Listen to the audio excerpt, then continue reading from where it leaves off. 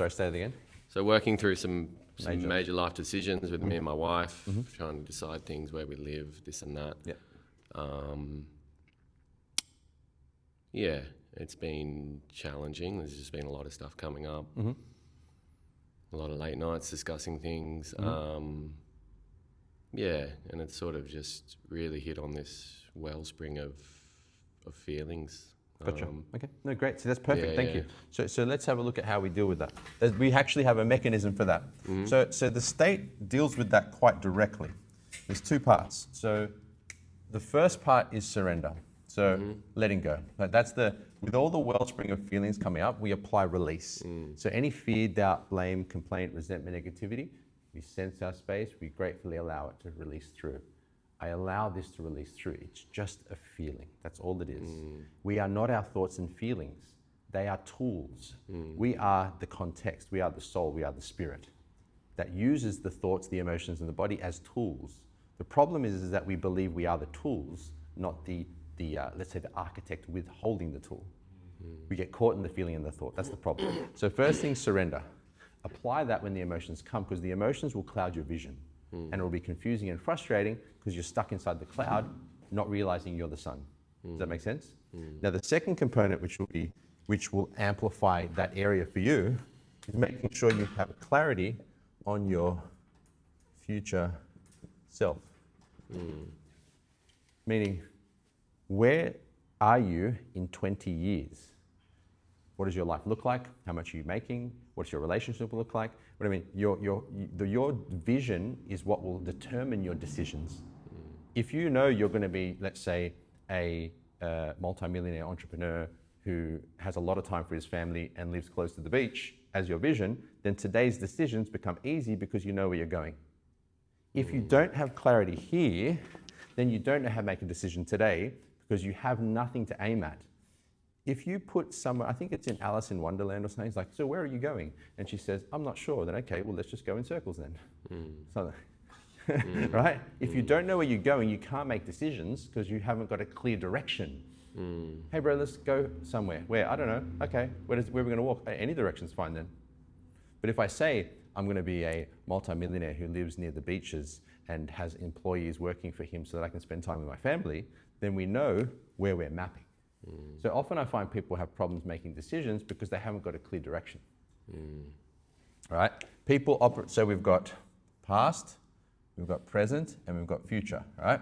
And we're here in the present, apparently. And because there's no clear direction of where this is, people use this as their framework of decisions. What's happened in the past? I've been doing this. Okay, well, if I just keep doing that, I'll end up somewhere, as opposed to putting a clear picture here, which pulls us towards that.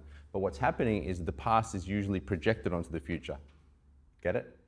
So if I was in your shoes, I wouldn't worry about what I'm going to do now. I'd practice surrender and get clear on the future. Do you see what I'm getting at? That's literally the Ageless Power framework. And how do we know that? Because when I am in combat with someone from a micro context, my future is my spine being where his is and my fist being through his head. You understand? So that's the micro context of the macro state. The macro state applied to life is, where am I going?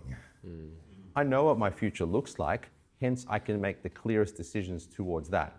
Now, what it looks like for most people is that, so for most people it looks like this. That's the human, and then you have all of these things like this that are going on, right? So the mind is going like this. Between all of these potential choices, right? Because there's no clarity of where you're going.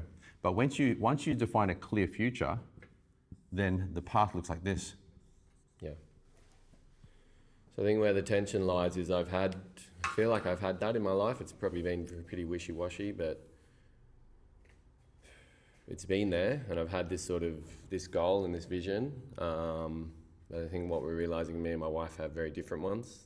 Okay. And it's trying to decide whether I continue on that path and away from her, or I compromise on that vision and we create a new one.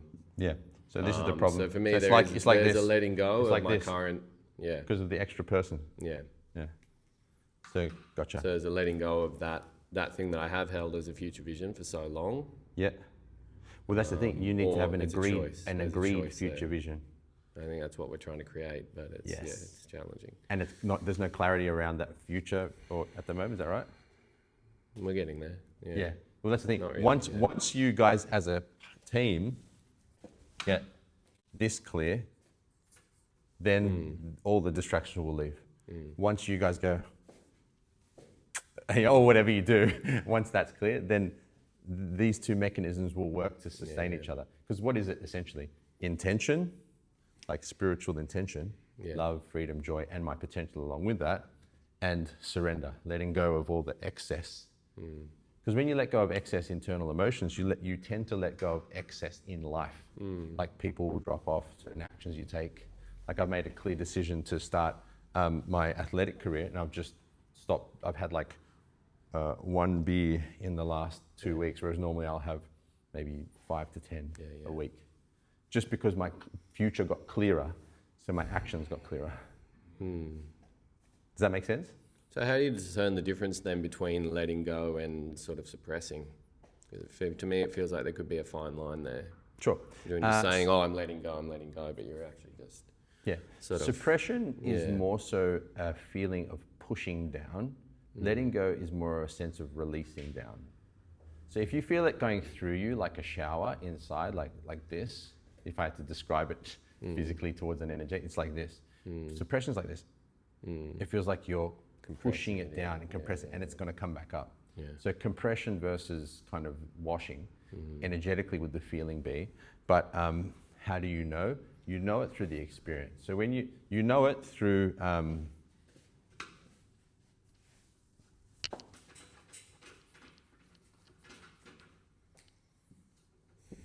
here, sensing, which is what we also call frame finder, sensing energy. So for you, that's a big tricky one, because we know that you're quite head heavy. Like you think a lot. And there's nothing wrong with that. It's just you've got a developed head center.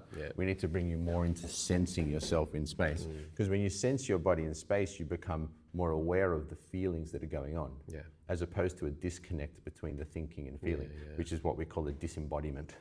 Because we're not aware of what's happening in the body, because the mind's caught in itself. Meaning we're identifying ourselves as Kyle, as John, as Tenga, with the mind, as opposed to with that which the mind exists within. Let me put it really simply, right?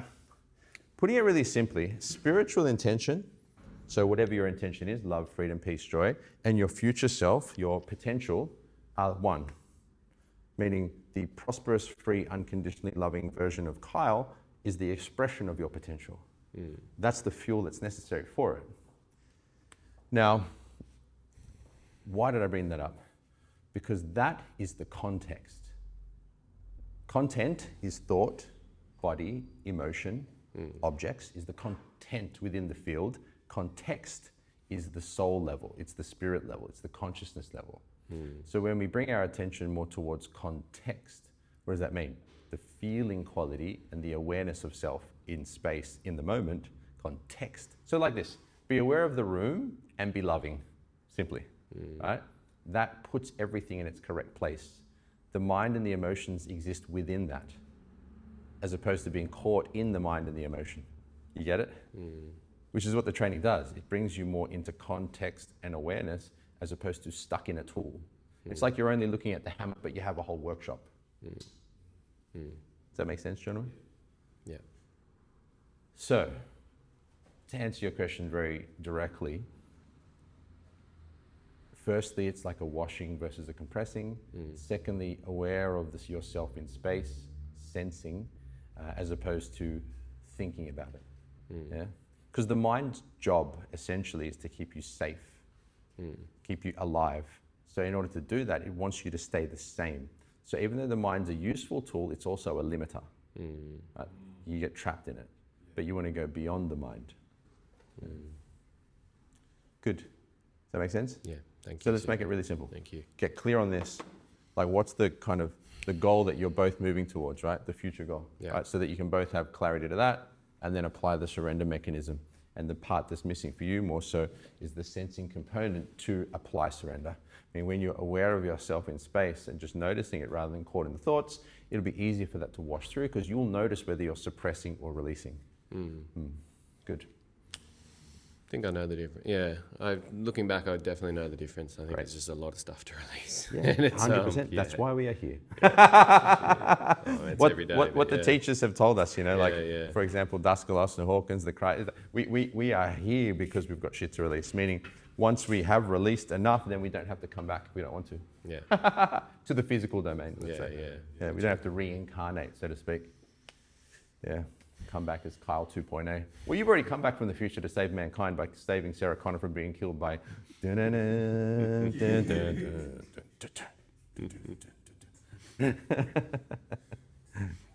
All right, any other questions or observations before we move on?